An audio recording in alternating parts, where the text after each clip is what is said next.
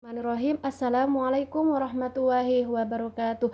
Nama saya Rofika Wahyuni, nomor NIM 2018 096 01 16 31. Di sini kami akan mempresentasikan tentang media audio, di mana sekarang sudah pertemuan ketujuh yang dibimbing langsung oleh Bapak dosen Fikri Farihin MPDI, di mana media audio memiliki kekhasan tersendiri sebagai sarana yang dapat digunakan untuk mempelajari informasi, dan pengetahuan media ini memanfaatkan unsur suara untuk menyampaikan informasi dan pengetahuan kepada penggunanya, di mana media audio itu dapat digunakan untuk berbagai keperluan yang berkaitan dengan kegiatan komunikasi, informasi dan ilmu keperluan pengetahuan, seperti contohnya mendokumentasikan pidato seorang pemimpin atau ahli, yaitu merekam diskusi, atau menyajikan rangkuman, yaitu merekam hasil wawancara, menjelaskan secara verbal prosedur untuk mengerjakan suatu kegiatan. Keunggulan dari media audio yaitu relatif murah, yaitu bersifat portable. Keterbatasan media audio yaitu selain memiliki karakteristik yang menggunakan bagi penggunanya, medium audio yang juga memiliki beberapa keterbatasan, yaitu satu, pixel pitch, 2, komunikasi satu arah, ketiga, yaitu efektif dalam penjelasan informasi dan pengetahuan tertentu secara verbal, dan yang keempat yaitu memerlukan tempat penyimpanan khusus.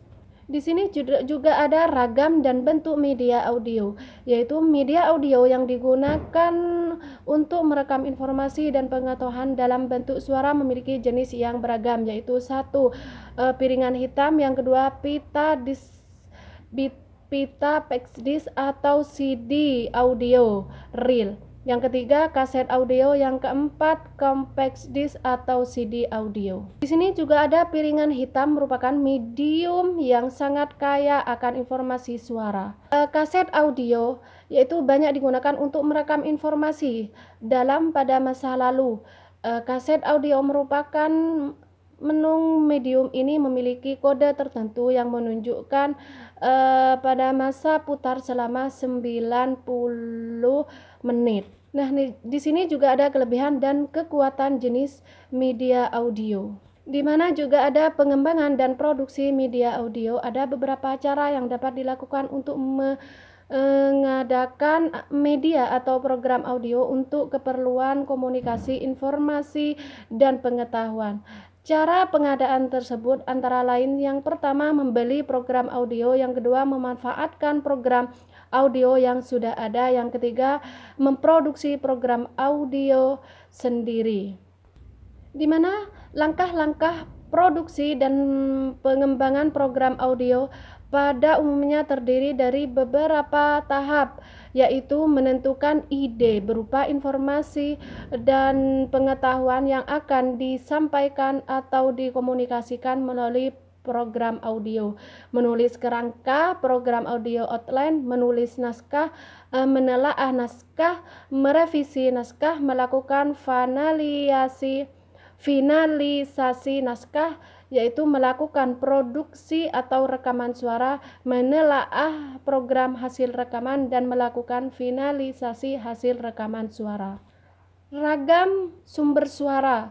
Di sini suara manusia merupakan sumber suara yang familiar atau mudah dikenali. Contohnya di sini suara organ atau synthesizer dapat digunakan untuk menciptakan suara buatan atau artificial sound untuk menirukan berbagai jenis suara.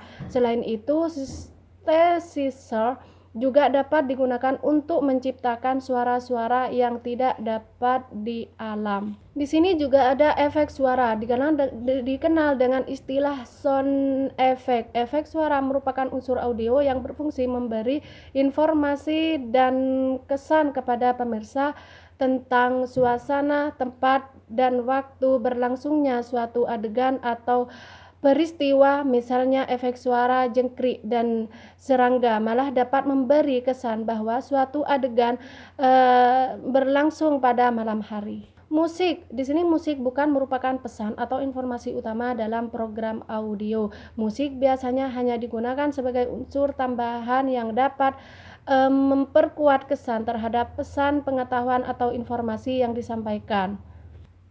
Pola pengorganisasian informasi dalam sebuah program biasanya terdiri dari 1 bagian pembukaan, 2 bagian isi program, dan 3 bagian penutupan.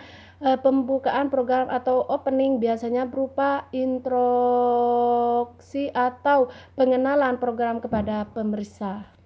Di sini ada media dan teknologi dalam pembelajaran. Musik pembuka yang digunakan dalam program audio dinamakan dengan istilah musik tema. Penggunaan musik tema dalam program audio ditunjukkan untuk mengingatkan pendengar. Di sini juga ada personil produksi program audio, ahli materi, penulis naskah, yaitu sutradara, ahli media, yang seterusnya teknis dan operator. Nah, di mana media audio itu memiliki program bentuk, yaitu 1 piringan hitam, yang 2 pita open reel, 3 kaset audio, yang keempat kompadis atau CD audio. Setiap ragam media atau memiliki kelebihan dan keterbatasan untuk digunakan dalam belajar, memperoleh informasi dan pengetahuan. Beberapa keuntungan yang dapat diperoleh pendengar dalam menggunakan media audio sebagai sarana pembelajaran. Selain memiliki karakteristik yang menguntungkan bagi pengguna, medium audio juga memiliki beberapa keterbatasan sebagai media pembelajaran, yaitu 1 pixel pitch, 2 komunikasi satu arah, 3 hanya efektif untuk menjelaskan informasi dan pengetahuan tertentu secara verbal, dan 4 memerlukan tempat penyimpanan khusus. Langkah-langkah produksi dan pengembangan program audio produksi atau rekaman. Yang 8 menelaah program hasil rekaman dan merevisi naskah. Yang ke-6 melakukan finalisasi naskah.